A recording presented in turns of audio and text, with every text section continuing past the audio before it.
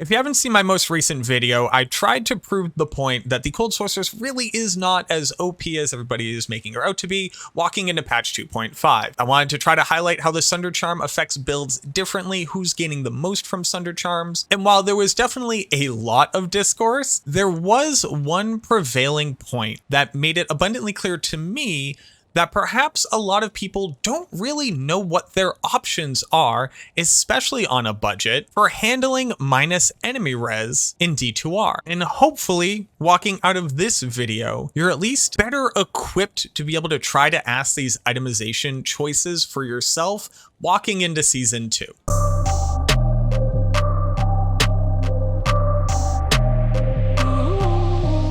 So what I have for you is a Fire Meteor Sorceress going up against a naturally occurring fire immune in the form of the Countess at the end of the tower. And then a Lightning, Chain Lightning, Charge Bolt Sorceress going up against Grand Vizier in the Chaos Sanctuary. Both of these monsters are naturally immune to lightning and fire respectively. And the only gear that I have naturally occurring on the sorceresses right now are the appropriate Sundering Charm and 4-piece Tal set. So that's going to be the amulet, the belt, the armor, and the weapon.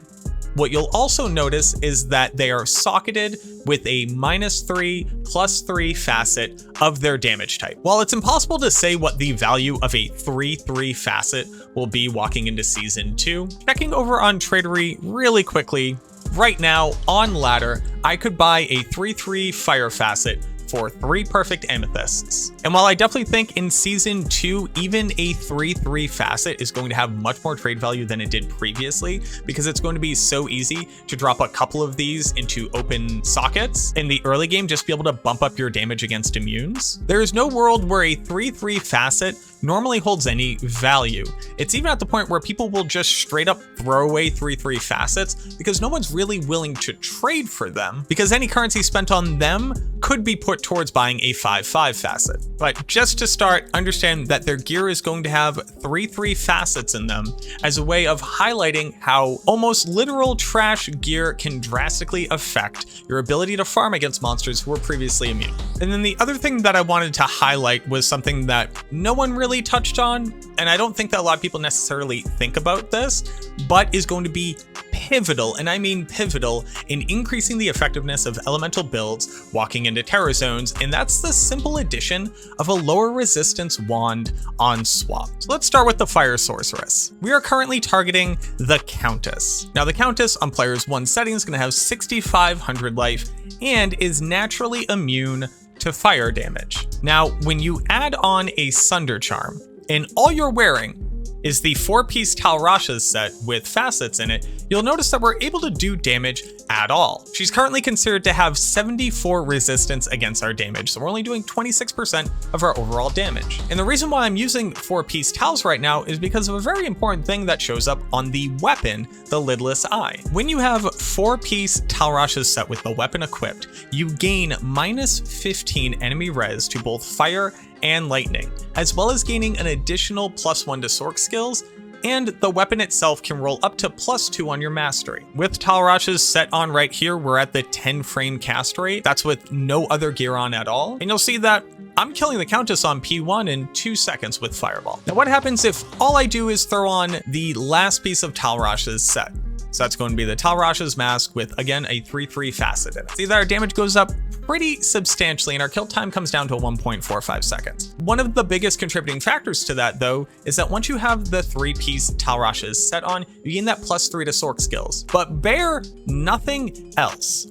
Any elemental sorceress build wearing full Tal Rasha's set is now able to competently farm players 1 terror zones regardless of the monster's resistances. Now let's just go ahead and throw on lower resistance as well and see what our damage pops up to. The addition of lower resistance, which is now treating the Countess as if she has 34% of her resistance. So we're doing 66% of our total damage. We're now doing 10k damage with Fireball against a previous immune, killing her in less than a second. There's technically an argument to be made that full Tal Rasha's set is absolutely going to go up in value, but I don't think I could ever agree that a full Tal Rasha's set that's socketed with garbage facets is worth anywhere near a Burr rune. But if I'm able to pump out this damage with only 5 pieces of gear on and a lower res wand on swap when I happen to run into an immune monster, I think we're doing pretty good. But let's look at some other options that you also have for pumping out more damage on this build. Instead of the full Tal Rasha's set, you could have something like 3 garbage facets in a plain diadem. So you're gaining 9% skill damage and 9 enemy res. Now, obviously, when I put this on, you're going to see a decrease in damage. And that's because the Tal Rasha's Mask, again, is going to activate that +3 to sorceress skills. So just to offset it, just to show the difference, I'm going to put on 3 plain fire skillers in my inventory, just so that you see the damage difference. And we can try to mitigate that plus skill from changing what the calculation looks like. And there you go.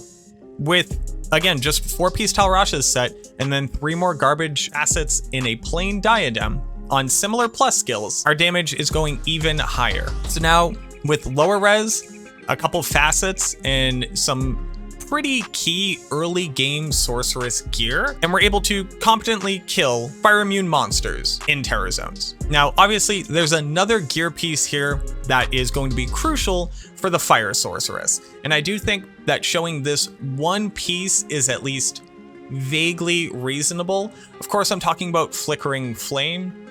The thing here, it's a pull and a Vex rune, and I absolutely agree. A Vex rune has a lot of value at the beginning of a ladder. But if you get lucky on 2 Hellforges, you get 2 Gulls and you cube them up to a Vex. I don't think that a pull and a Vex rune are somehow ridiculous endgame level high rune currency, but let's just see what our numbers look like popping this on and taking off these Skiller Charms, obviously, because we're not losing that +3 skills. And there, our damage, again, against a naturally fire immune monster up to 12k DPS, we're using 4-piece Tal Rasha's, no other gear, and throwing on a Flickering Flame. As long as you're willing to cast lower res before you do so, I can even take off lower res just for this example. Even with lower res off of our target, we're still doing 6k DPS and killing a previously fire immune monster in 1 second. But these are some of the options that are available to you on a non-Blizzard sorceress for the fire build, where I think you could reasonably argue this is a competent kill efficiency speed against previously immune monsters. And now let's go do the same thing for lightning. So for lightning, again, we're targeting Grand Vizier. Grand Vizier is naturally lightning immune. Our damage doesn't look great right now for sure. We're considering the monster to have 74 resistance. So again, we're only doing 26% of our total damage. Lightning has a kill speed of about 6 seconds, and Charge Bolt has a kill speed of 3 seconds, and these numbers don't look great to start. Here, we're using lightning facets, obviously, and I'll go ahead and throw on Tal Rasha's Mask. Now, our damage is starting to look a little bit better, right? So you have 4,000 damage here, 2,000 damage with lightning, still taking a couple seconds to kill Grand Vizier. Definitely not great, but you're able to do it. Let's go ahead and throw on lower resistance and see what that looks like. All of a sudden with lower resistance, I'm pumping out near 10,000 damage with Charge Bolt, and we're doing a respectable 4,900, 5,000 lightning damage. Now our kill speed's down to 2 seconds to be able to kill a monster that was previously immune. Just to show the same difference, let's go ahead and throw on a 3 garbage facet diadem with our 3 skillers just to replicate the same number of plus skills. So here, Charge Bolt, we're now doing over 10k, lightning, we're doing over 5,000, less than 2 seconds to kill the target.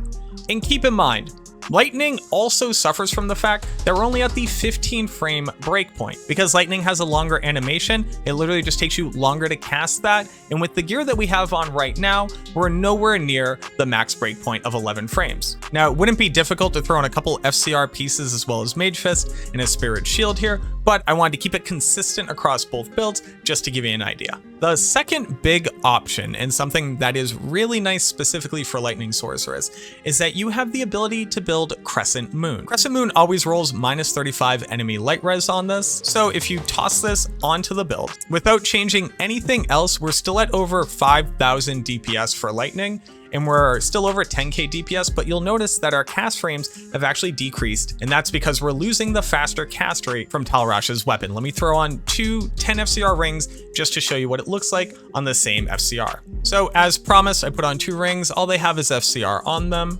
and we're closing in on 6k DPS with Lightning and over 11k DPS with Charge Bolt. Even looking at Chain Lightning, arguably the easiest way of being a Lightning Sorceress, where you don't necessarily have to aim, you don't have to be up in their face like with Charge Bolt, you're still doing over 3k DPS and you're killing Grand Vizier in less than 3 seconds. Using these things as examples, I wanted to show that A, there is realistic gear that you could put on in the early game of a sorceress, even starting at level 75 as a maximum character level, where if you just fill in the blanks with competent gear across the rest of your slots right now, you are able to go in and farm previously immune monsters with nothing but the addition of the charm and a little bit of forward thinking as far as holding on to crap facets and going out and buying a wand of lower resistance. Because keep in mind, you don't even need the full Talrasha's set to be able to kill these monsters. You only need 4 piece, and that opens up your helmet slot and has never stopped your rings, your glove, or your shield. Then on swap, when you hit a particularly tanky monster who was previously fire immune, you toss out a lower res before you blow them away with your active skills. Then the moment that you have anything close to like throwing on this diadem or actually picking up something like flickering flame, and if there's an argument to say that you can't competently kill on these damage numbers with as little gear as this character has on it right now, then I guess I really don't understand what the issues may be that characters are facing. I did want to point out that there is a somewhere between absolutely no gear at all and infinity option for elemental builds that was introduced with the Plague Rune word. Now I know that Cham is literally more rare than a Burr rune, but Cham rune has a drastically lower trade value than Burr rune, and Infinity takes 2 of those bad boys plus an Ist and a Mal rune. And then for the price of throwing on a random treachery and a Talrasha's mask to make sure that this mercenary actually stays alive, you have an Act 5 mercenary who's going to be running around and triggering a much higher level low resistance the majority of the time, and just throwing that one on so you can see the change in damage here. You're buying yourself another 3k DPS if you're looking at the fire build with just the Talrasha's set, and you're buying yourself another 16k DPS on lightning and another 3k damage on charge bolt. Let me know what you think down in the comments. Is it completely that, again, no elemental build is going to be able to farm unless it's a blizzard sorceress? Is it somehow that other elements are completely screwed with just throwing on a Sunder Charm and a basic kit of competent gear? Are we really all just like so lazy that we can't use a lower res wand on swap when we happen to run into an immune, and anytime that we don't run into immune we can just completely ignore it altogether? I'd love to hear from you. I think this was pretty fair. I think this is a very reasonable amount of gear to assume an early game sorceress has, but maybe I'm missing the mark again. Thank you so much for watching. I hope that this helps to further cement any of the people whose panic or concerns were put at ease by the previous video, and potentially helps to mollify anybody who walked out of that one not feeling like that they had been well enough equipped to be able to handle this season, especially for people who were just sick and tired of playing Blizzard Sorceress, even though she happens to be the meta pick. Thank you so much for watching this video, and I look forward to seeing you in the next one.